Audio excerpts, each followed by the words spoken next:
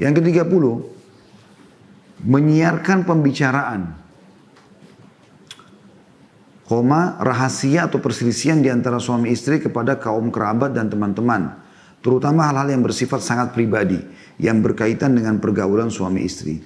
Karena sebagian majelis wanita tidak sunyi dari membicarakan hal itu dalam bentuk yang memalukan. Jadi ini banyak bahasanya ya. Misal, masalah yang paling fatal adalah hubungan biologis. Ini fatal sekali. Tidak boleh ibu-ibu dan bapak sekalian, kalau ada bapak yang ikut acara kita ini, atau acara kita ini, ya, tidak boleh menceritakan kelebihan biologis pasangan kepada orang lain. Tidak boleh. Itu antara kita saja sama pasangan. Udah nikmati saja, alhamdulillah.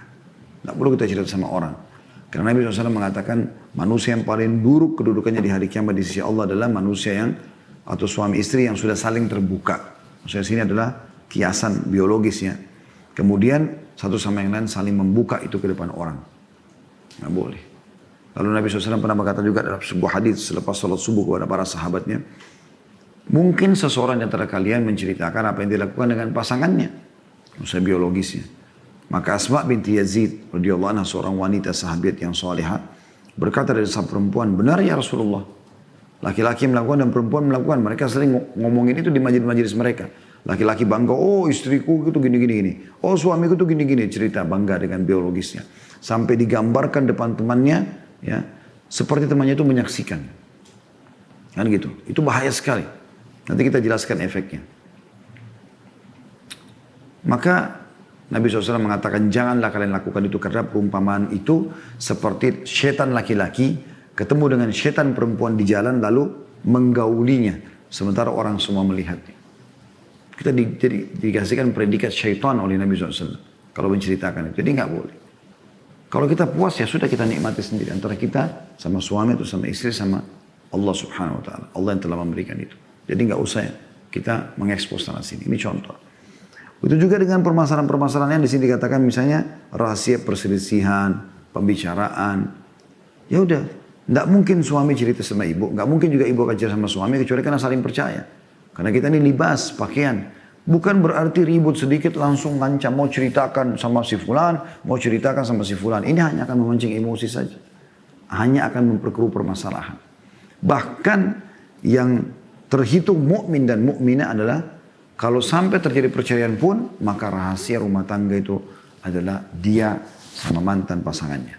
Sama Allah SWT. Dia benar, Allah akan dukung. Dia salah, Allah akan hukum. Kecuali dia sempat minta maaf. Itu rahasia. Biasakan mulut kita ditutup. Jangan selalu ngomong. Yang membuat nanti akhirnya malah menambah permusuhan di atas permusuhan. Sama juga kalau sudah cerai, tidak boleh kita sama sekali teman-teman sekalian membawa emosi kita kepada pasangan atau mantan pasangan kepada anak-anak. Akhirnya anak-anak ini kalau ikut ibunya benci ayahnya. Kalau ikut ayahnya benci ibunya. Ini omong kosong semua, dosa. Nggak ada urusannya kita dengan itu. Makanya Allah SWT mengatakan kalaupun orang cerai, wala tansu fadla bainakum. Jangan kalian lupakan kebaikan di antara kalian. Kan pernah biologis. Kan pernah ngobrol, pernah ada sukanya, kan tidak semuanya duka. Kenang yang itu, kenapa harus dikenang yang buruknya? Karena kita nikah sama siapapun akan ada masalah. Kan begitu. Di sini hati-hati, karena banyak orang subhanallah tadinya nggak cerai nih. Tapi selalu cerita sama kerabatnya, ini kerabatnya menyoroti dia negatif dan suruh selalu cerai dia. Akhirnya dia terdesak dan cerai dengan pasangannya. Maka terjadi begitu. Ada teman saya, Allahyarham, sudah meninggal beliau. Punya anak gadis, menikah sama seorang laki-laki. Ini anak perempuan rupanya mungkin untuk mengambil hati orang tuanya. Kebetulan orang tuanya teman saya.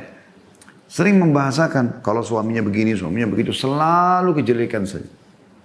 Orang tuanya ini ngerekam. Setiap datang anak ini pasti beluk-beluk kesah nih.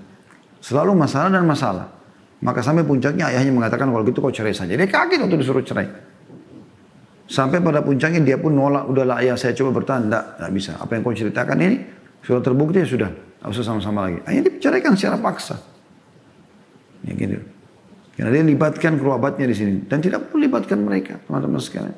Kecuali pasangan kita betul-betul keras kepala, nggak mau dengar, ya sudah. Apa boleh buat? Atau kita butuh saksi dari keluarganya supaya dia buat pernyataan dia tidak akan mengulangi kesalahannya, mungkin.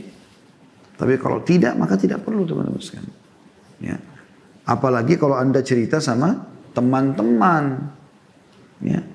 Teman itu teman-teman bisa berubah menjadi lawan setiap saat. Maka hati-hati dengan rahasia Anda.